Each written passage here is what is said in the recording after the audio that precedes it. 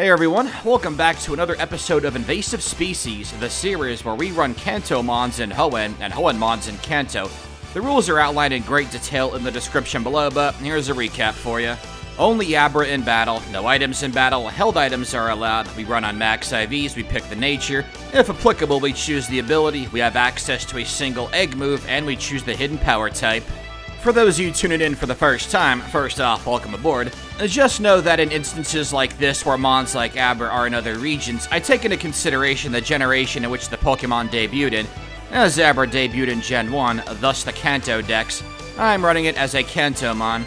The Abra line versus the Ralts line feels a bit more appropriate too, in my opinion. Speaking of our Psychic Pro tag, Abra being in the medium slow group is already awesome because it'll make leveling up in the earlier sections of the game way faster. Normally leveling up an Abra would be a nightmare until either evolving it or getting a TM for it because of this level up moveset. It only ever learns Teleport, which is kind of useful as a field move, but normally means we'd have to use all 20 power points to gain access to struggle to gain XP. Speaking of TMs though, Abra has a decent assortment at its disposal.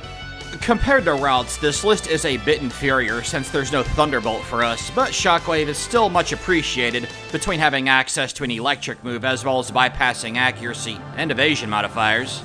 Now, we aren't going to have that teleport struggle issue because of the list of egg moves, which you see on screen right now, that we're using one, but here's our list of all of them. They're all pretty good in their own way, except for Knockoff, but even that would give Abra some kind of move to attack with. I went with Fire Punch because although it's not optimal for Roxanne, it has better use for the long term. The elemental punches before Gen 4 are all dictated by special attack, and you want to see Abra's special attack stat? Well, there you go. Not only do we have great special attack, but our speed is nothing to shake a stick at either. Beyond that, our stats range from meh with special defense to outright pitiful with anything pertaining to physical stats. We absolutely have to embrace being a fast glass cannon this run. Needless to say, we went with Modest Nature, and I chose Synchronize for Abra's ability, having that at inner focus to choose between.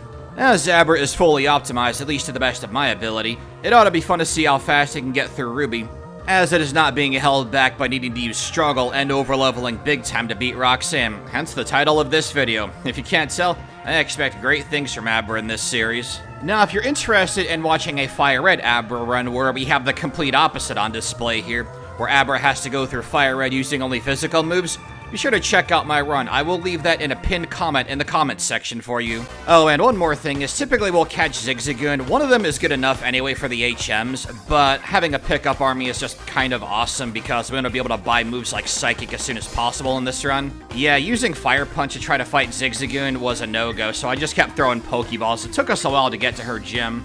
Because Fire Punch is such a strong move in the early game with 75 base power, we were able to get to Roxanne's gym at 33 minutes, pretty fast, all things considered.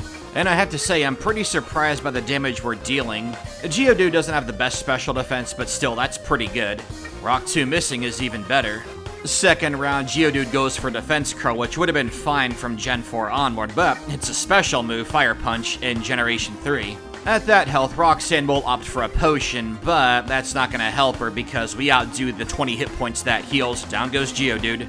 Now check out this crazy stroke of luck stacked with more great luck. We burn Nose Pass off the first Fire Punch.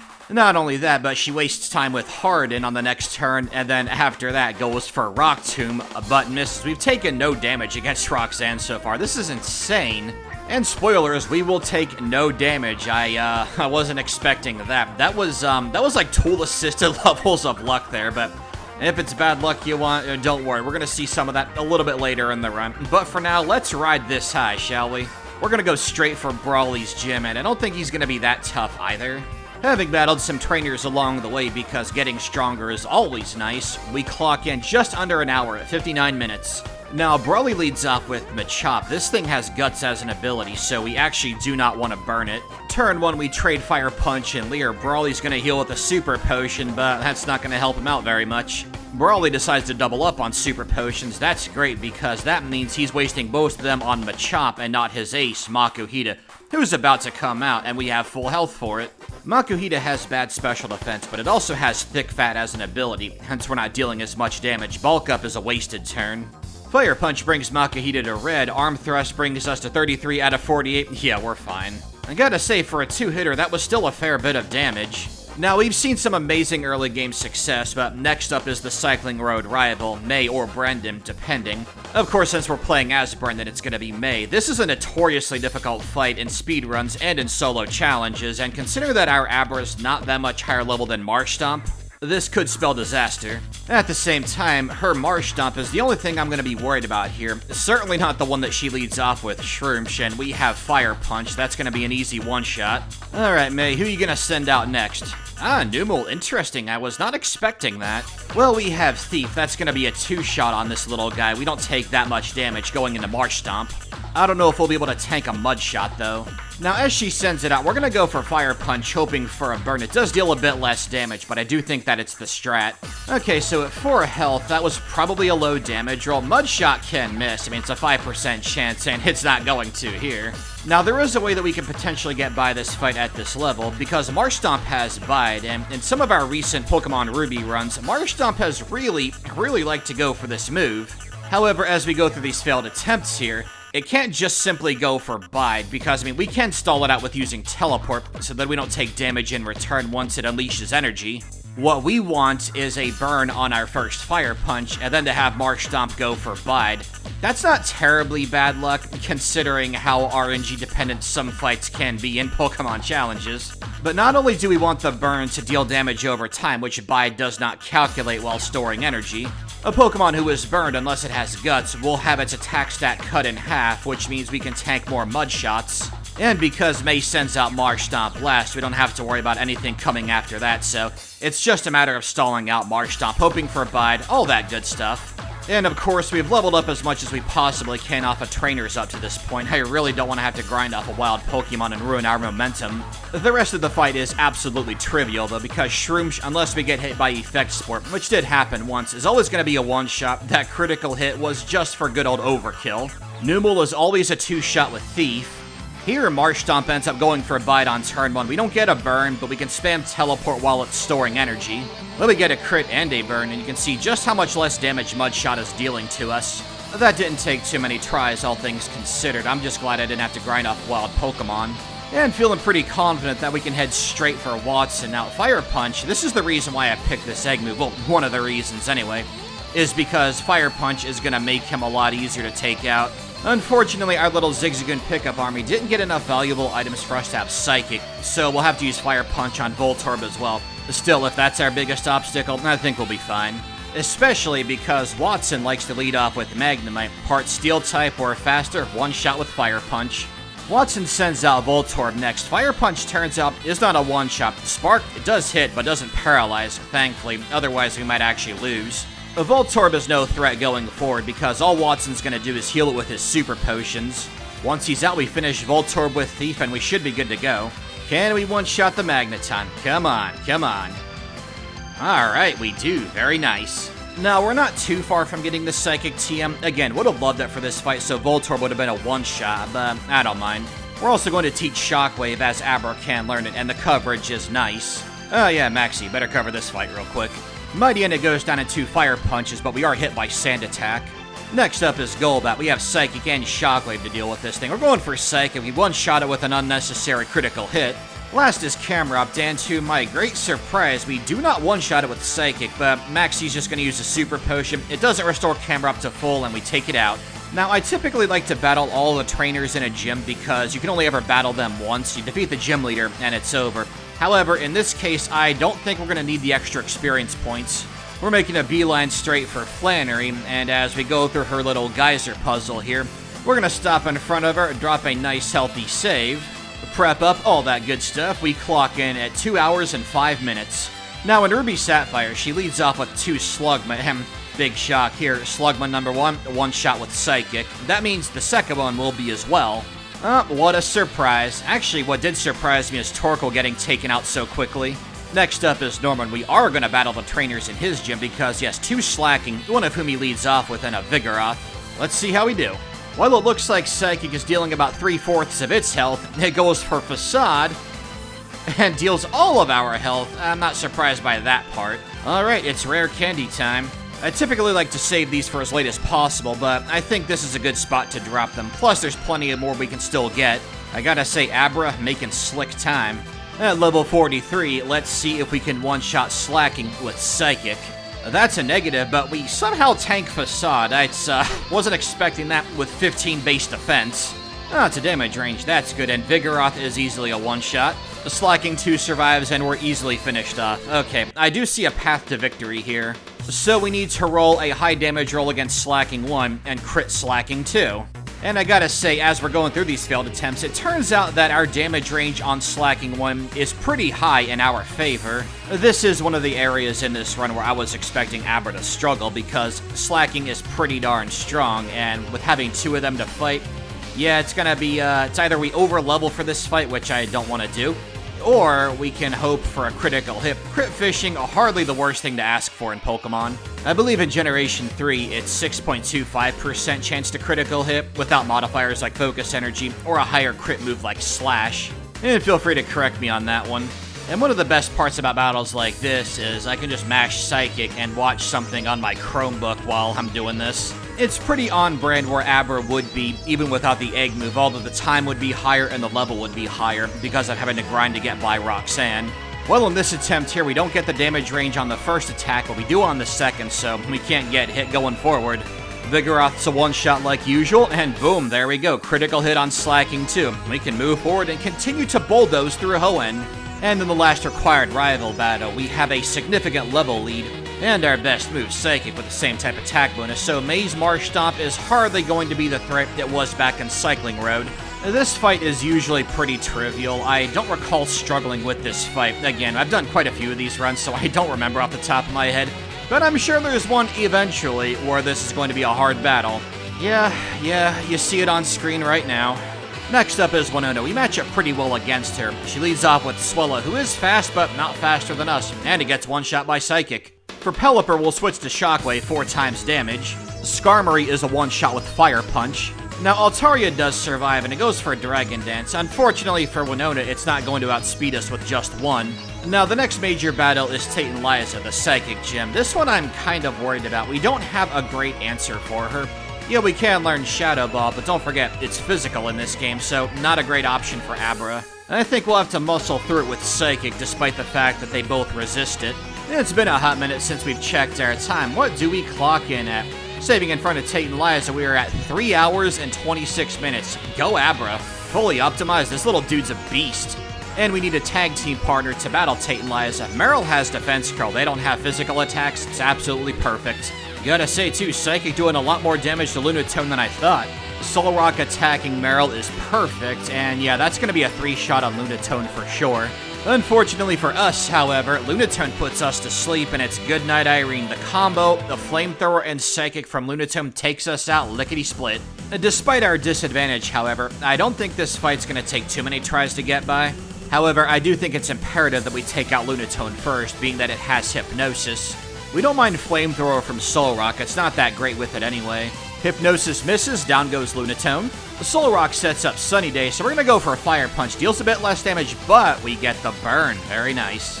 And at that health, the only way we win is if we get a critical hit. You actually see me pausing there for a sec. I'm like, wow, did that just happen? Yeah, it did. Alright, next up, we're gonna go beat up Maxie for the second and final time. He does have a Crobat going into this fight, so if Mightyena hits us with Scary Face, very likely, then we could possibly be outsped for what I think would be the first time in this challenge. Alright, turn 1, we're going for Fire Punch, and almost one-shot it. Yep, there's Scary Face, we're slower, but not slower than Mightyena. Not that it matters anyway, Maxie just wastes a Super Potion, horribly outdated by this point. Out comes Crobat with our Speed Drop, it's faster, hits Confuse Ray, thankfully we don't hit ourselves, and we critically hit Crobat for the one-shot. Last is Camerupt, we are still confused, we do not hit ourselves, and turns out we one-shot Camerupt without a crit. Awesome. And you'll have noticed that we still have Teleport on our move list. I do have the TM for Hidden Power, but haven't really seen a reason to teach it. Plus, in instances like right here, we can just use Teleport and go straight to the last Poke Center, to Topless in our case. Speaking of which, we're gonna kick down the door to Wallace's gym and beat him. Shockwave one-shots Love Disc. Whiscash is not a one-shot with Psych, it goes for Amnesia. Wallace heals, but luckily for us, we get high damage rolls and 2-shot it. Celio is a one-shot with Psychic. Turns out that Sea King survives, goes for Rain Dance with Swift Swim. It's probably gonna be faster. Yeah, it is, but we still take it out. Still not in great shape.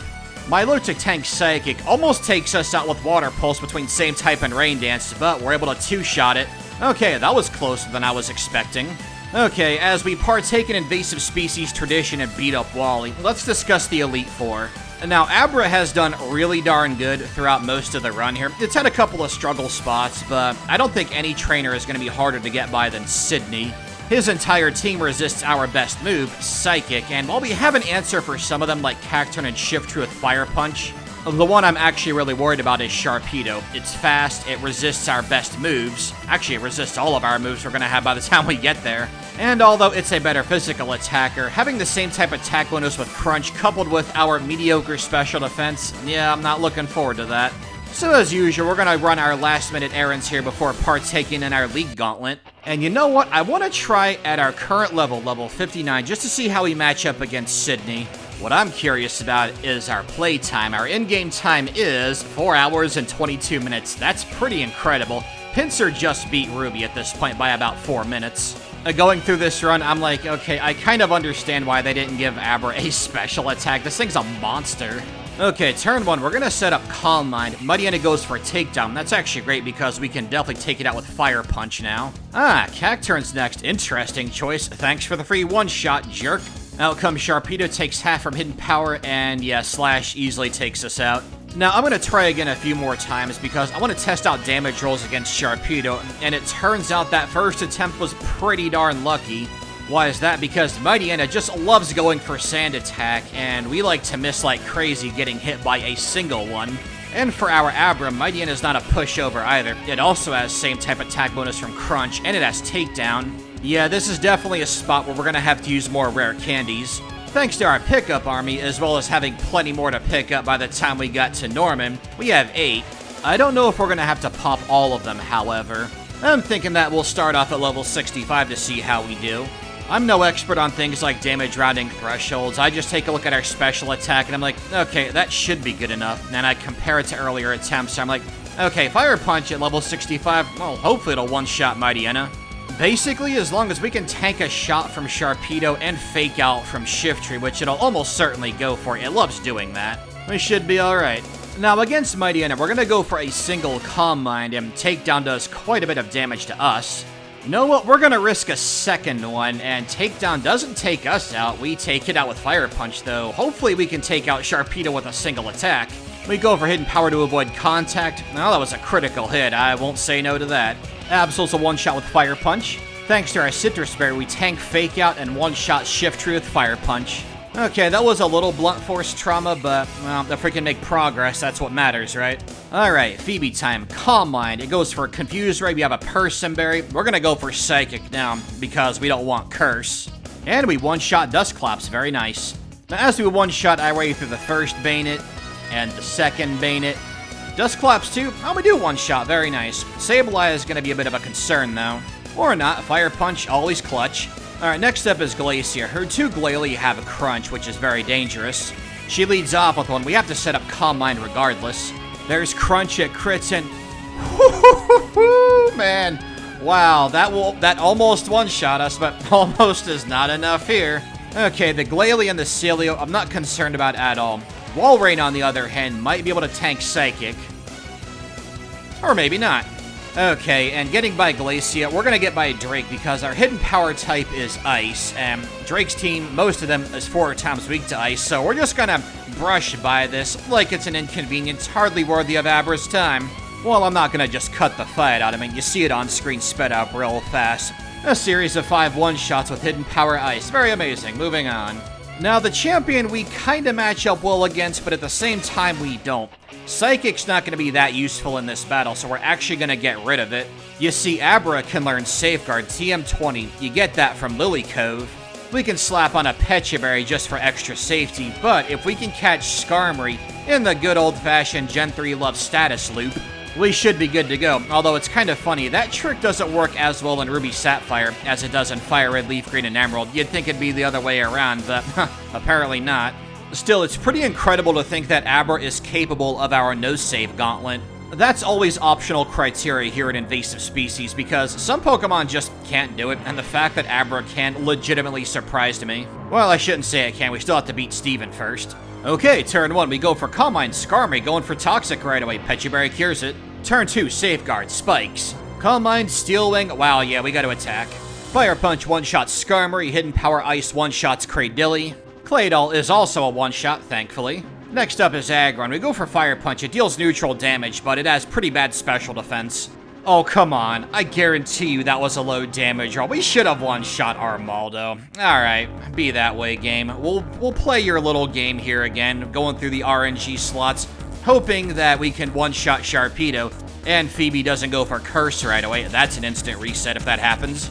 Still, the good news is that if we get by Sydney, we can pretty much make our way to Steven, barring Phoebe doesn't go for Curse on Dusclops on turn 1 or 2. Now, Safeguard could block Confuse Ray from Phoebe's Dusclops, but we just don't want to take that risk. Besides, one Calm Mind and then Psychic and Fire Punch for Sableye. All you need to get through that fight. And I'm sure Hidden Power Ice would do just as good of a job against Sableye.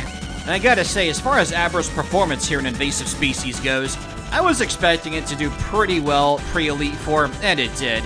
I thought Roxanne would take a few tries because we had to use Fire Punch, but we got God tier luck for that fight. The Cycling Road rival, yeah, I had a feeling that was going to be pretty hard. It also made me feel more justified in picking Mudkip as May's starter because, well, Combusken being part fighting makes no sense for Abra to fight that. And Trico into Grovyle, yeah, it does have a Dark-type move and it's pretty fast, but, I mean, it's weak to Fire Punch. And even without Fire Punch, Marsh Stomp is simply just bulkier than Grovyle. Norman I knew was going to be difficult because, I mean, it's too slacking at the 5th gym. Everything else was pretty much up in the air, and the Elite Four performance is better than expected. Sydney I knew was going to be hard. Phoebe, because she loves going for Curse, I figured would take more tries than it's been taken, at least right now. Glacian Drake, no problem. Alright, we're back at Steven. Let's do this. Now, I'm thinking of whether I should go for Safeguard on turn 1 or not, but I decide to risk the biscuit and go for Calm Mind right away. We do have a Pecha Berry, just in case of Toxic. Case in point right there. We'll set up Safeguard. There's Toxic. Turn 3, Calm Mind, Spikes, perfectly fine. Another Calm Mind, another blocked Toxic. Another Calm Mind, Steel Wing does not miss, time to attack. With one more Calm Mind, we should be fine. Skarmory, go away, why are you still on screen? Hidden Power Ice one-shots Cradilly. And Claydol, feeling deja vu right now. Just like before with Aggron, we're gonna go for Fire Punch. It's our best option for it. One shot takes it down. Okay, with an extra Calm Mind, Armaldo is Dunyan Rings, which means we win because Metagross is weak to Fire Punch, and yeah, bye-bye. Wow, man, Abra with Fire Punch at the beginning is a straight-up force of nature here in Hoenn. But just how dominant was Abra here in this run? I mean, with the rule set for Invasive Species, there was absolutely no way Routes was beating Abra. However, I do think that the evolutions, Corellia and Kadabra, and Alakazam and Gardevoir especially, will be much more competitive. But, you know, one form at a time. Abra's final level is level 68, almost nice. As for that final time, well, drumroll, 4 hours and 43 minutes. Wow, that's way better than I was expecting. Again, I knew Abra was going to be good. I didn't think it would be this fast. Level 68 puts Abra into the B tier, and 4 hours 43 minutes is S tier. That would even out at A. However, because Abra was able to clear the no-save gauntlet, that bumps it up to an S rank. Moral of the story of this run, there's a reason why Abra never starts with an attacking move, at least not a special one. Next up, we're going back to Kanto, Pokemon Fire Red, with a single nose pass, so that's gonna be a fun one. Thank you guys so much for watching, now see you back over there. Take it easy.